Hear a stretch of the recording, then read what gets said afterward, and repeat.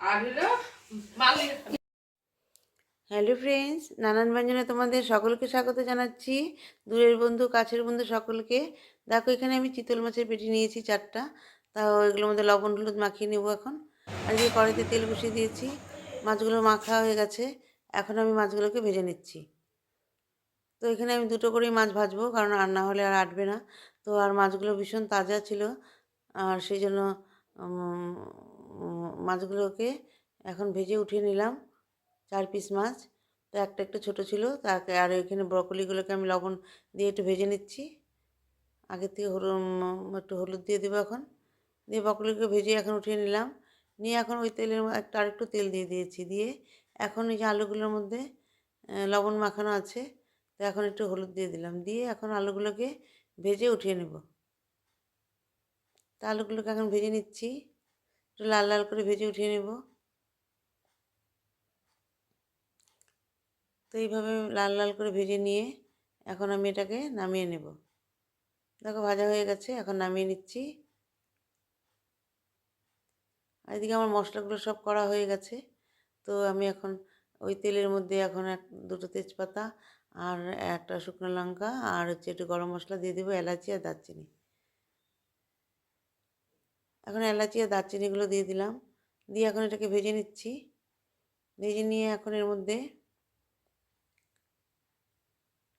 আগের থেকে পেঁয়াজ কুচানো ছিল, তো এখানে একটা বড় পেঁয়াজের কুচানোটা দিয়ে দিলাম। দিয়ে দেখো একটু ভেজে নিচ্ছি। ভেজে নিয়ে এখন এর মধ্যে কাঁচা লঙ্কার পেস্টটা দিয়ে দেব। এখন এর মধ্যে কাঁচা লঙ্কার পেস্টটা দিয়ে দিলাম। কাঁচা লঙ্কার পেস্টটা দিয়ে একটু মিশিয়ে নিয়ে এখন এর মধ্যে আদার পেস্টটা দিয়ে দিলাম। আদার পেস্টটা দিয়ে দেখো ভালো করে একটু মিশিয়ে নিচ্ছি। এভাবে ভালো করে মিশিয়ে নিয়ে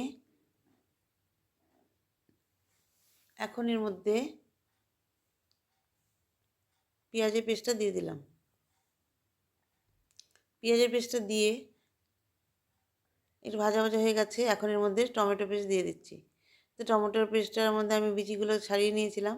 তখন দেখো ভালো করে মিশিয়ে নিচ্ছি। এভাবে ভালো করে মিশিয়ে নিয়ে একটু ভাজা ভাজা করে নেব। আর এখন এর মধ্যে একটু লবণ আর হলুদ দিয়ে দেবো। এখন এর মধ্যে লবণ আর হলুদ দিয়ে দিচ্ছি। লবণ হলুদটা দিয়ে মশলার সাথে ভালো করে মিশিয়ে নেব। তো মশলার সাথে ভালো করে মিশিয়ে নিচ্ছি। মিশিয়ে নিয়ে এখন এর মধ্যে মটরশুঁটি অল্প দিয়ে দিচ্ছি। তো সবটা দিব না, অল্প দিচ্ছি। এখন দিয়ে ভালো করে একটু মিশিয়ে নেব। এভাবে ভালো করে মিশিয়ে নিয়ে এখন এর মধ্যে ভেজে জিরের গুঁড়ো আর লঙ্কার গুঁড়োটা দিয়ে দিলাম। দিয়ে এখন মশলার সাথে ভালো করে মিশিয়ে নিয়ে তারপর একটু কষা কষা করে নেব।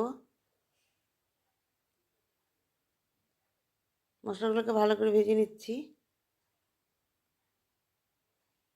এভাবে ভালো করে ভেজে নিয়ে এখন এর মধ্যে ভেজে রাখা আলুগুলোকে দিয়ে দেবো। তো ভেজে রাখা আলুগুলোকে দিয়ে দিলাম। দেখো মশলাটা অনেকটা ভেজে গেছে, যে বোঝা যাচ্ছে, তেলগুলো বেরিয়ে আসছে। এখন আলুগুলোকে দিয়ে দিলাম। এখন এর মধ্যে ব্রকলিটাকেও দিয়ে দিলাম। দিয়ে এখন ভালো করে এটাকে মিশিয়ে নিয়ে এখন এর মধ্যে যে মানে ওই থালাটার মধ্যে যে আলু আর ব্রকলিগুলো ছিল, তেল লেগে আছে, তো ওটার মধ্যে একটু গরম জল দিয়ে আমি এখানে অল্প একটু দিয়ে দেবো। এখন অল্প দিয়ে দিয়েছি জলটা। দিয়ে এখন এটাকে ভালো করে ভেজে নিব। আর এর মধ্যে একটু সামান্য একটু চিনি দিয়ে দিলাম। দিয়ে এটাকে ভালো করে একটু মিশিয়ে নিচ্ছি। মিশিয়ে নিয়ে এখন এর মধ্যে গরম জল বসানো আছে, এখন গরম জল দিয়ে দেবো। এখন এর মধ্যে গরম জল দিয়ে দিলাম। গরম জলটা দিয়ে এখন এটা ভালো করে মিশিয়ে নিচ্ছি।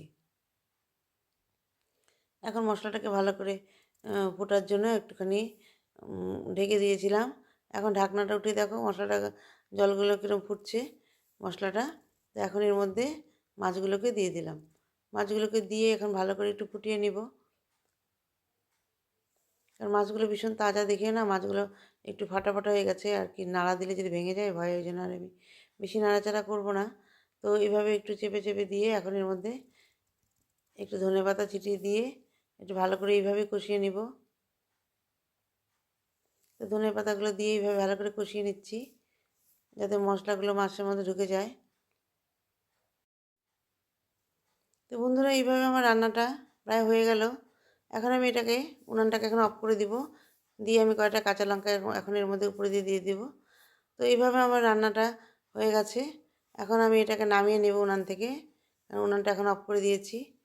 তো বন্ধুরা, তোমরা যেন সবাই ভালো থেকো এবং সুস্থ থেকো এই কামনা করি, এবং তোমরা তোমরা যেন সবাই আমার পাশে থেকো। নমস্কার।